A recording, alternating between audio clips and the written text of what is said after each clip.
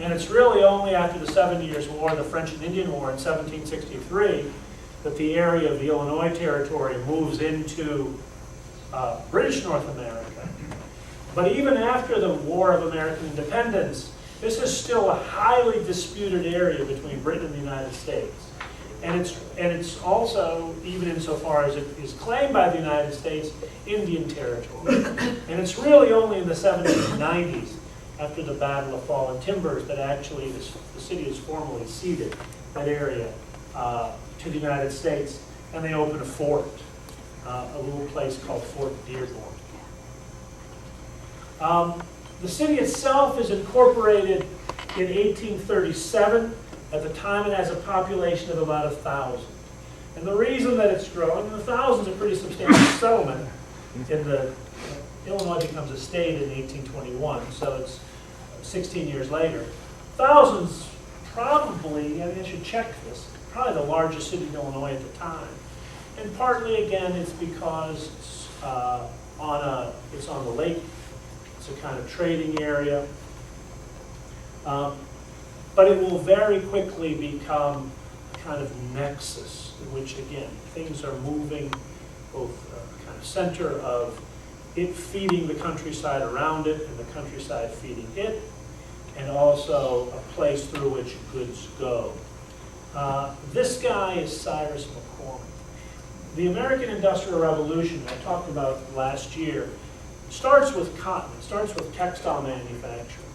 But the piece of in the Industrial Revolution in the United States that will be really distinctive is agricultural implements. And they perfectly epitomize what I'm talking about the ways in which city and countryside are not these disconnected realms.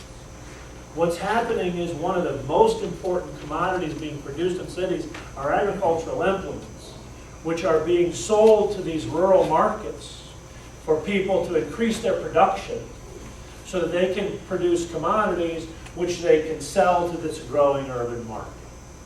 Cyrus McCormick, who had created a reaper, a mechanical horse-drawn mechanical product that could actually move through a wheat field. That reaper is one of the first great, John Deere's plow, he's also from Illinois, Cyrus McCormick's reaper. These are really crucial innovations that allow, we don't even think about this, a complete refashioning of the land.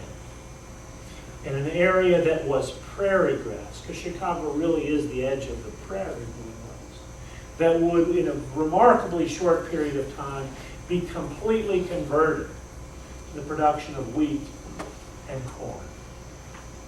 I just read a book by Michael Pollan, he's a historian or scholar of food. And one of the arguments that he made that sort of knocked me over, what is the most industrial state in the United States?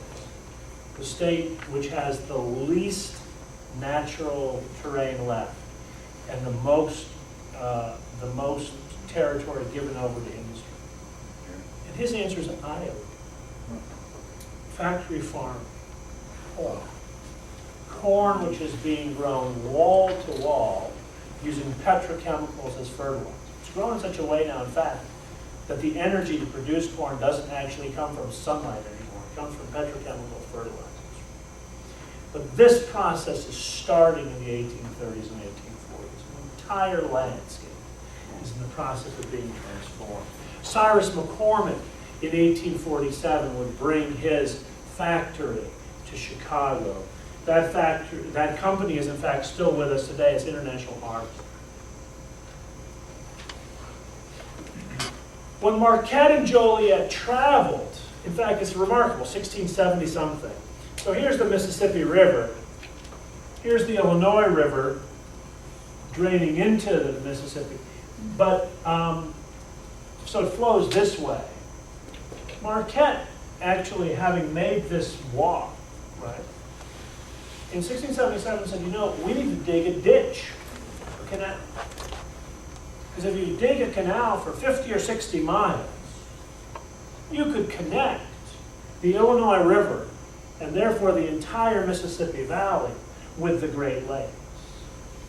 It took a long time for that to happen, but that's in fact precisely what they did. That canal opens in 1847. It's called the Illinois and Michigan Canal.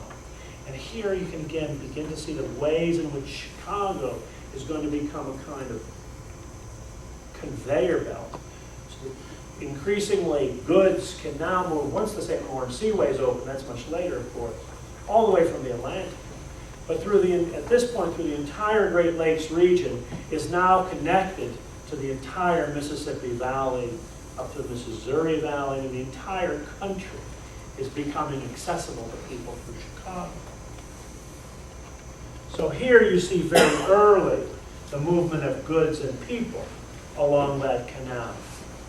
But in the long run, of course, actually even in the short run, it wouldn't be the canal that would really develop, the canal system that would really develop the economy of Chicago, because what follows very quickly, 1848, in fact just a year after the opening of the Illinois and Michigan Canal, sees the first little railroad spur line out of Chicago. I think it goes about 10 miles out of the city. And it's actually the towns along the route that pay for this railroad, because they're already beginning to realize the advantages that they can get from getting their goods to the Chicago market, a city that is now starting to grow. By 1870, it would be about 350,000 people. It would, by the turn of the century, be the second largest city in America. And to answer the question, I looked up on Google. Chicago peaks in population in 1950 at 3.7 million. It's actually fallen today to about 2.7 million. Although the entire metropolitan area, if you include the suburbs, is about 10 million. So it's no longer the second largest city in the United States. That's Los Angeles. But it's the railroads. So 1848 is the beginning. Very quickly thereafter, you get 1850, a bill introduced by Illinois Senator Stephen Douglas to create the Illinois Central Railroad, and that's the railroad that's a mile from here. It's actually the first railroad that is built. It's designed not to go to New Orleans, it's designed to go to Mobile originally. That's the first land grant railroad in the United States.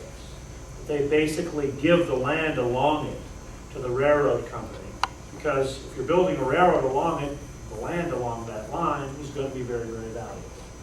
So I have a few maps here just to sort of show you this, right? And some of these maps, these are all maps I took from the late 19th century. This one's obviously not. That show you the rail network that starts to spread out from Chicago. It is astonishing. So here you see, this is this is called the Chicago Central, I think. Here's the Illinois Central, which of course runs, this is the great heartland of the Great Migration that Allison was talking about earlier.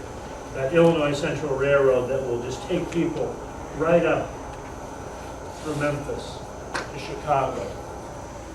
But that's just one. So here is, I'm trying to remember which one this is. Oh, this is the Burlington and Quincy. So here's Chicago, and look at, this is just one particular network. That's one of the railroads. This is the Rock Island. Look at the rail coming out of here. This is the Chicago and Northwestern. Right? This is from right at the turn of the century. This one delighted me because actually I grew up along the Chicago Northwestern line. The passenger train came through once a day. Riding it was when I was a little kid, was one of the great thrills of my life. And in fact, my town, this is the line that would eventually get out there. It's not quite there yet. In 1890, it was right along there. But what you're seeing, so every one of these little towns, that's, you can't tell this, but that's what each of these lines is the name of a town. So wait, I mean, you begin to realize this is what's happening, is that you're getting this network that is connecting Chicago to the world. And all of these little towns are able to boom because they can acquire goods from Chicago, and not only goods that are manufactured in Chicago, but often goods that are being transported to Chicago from elsewhere in the world. And in turn, their goods, the commodities that they're producing, are finding their way into Chicago, either to be consumed there or to be transported elsewhere around the world.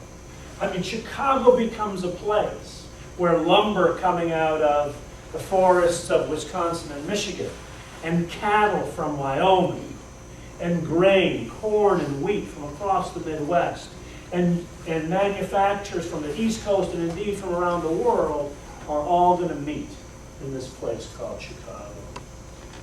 I want to take it and look at just 3 commodity chains here. I want to talk about grain, I want to talk about meat, and I want to talk about lumber, to give you an example. Historically, the way most people have eaten is you eat something that was produced close to where you live.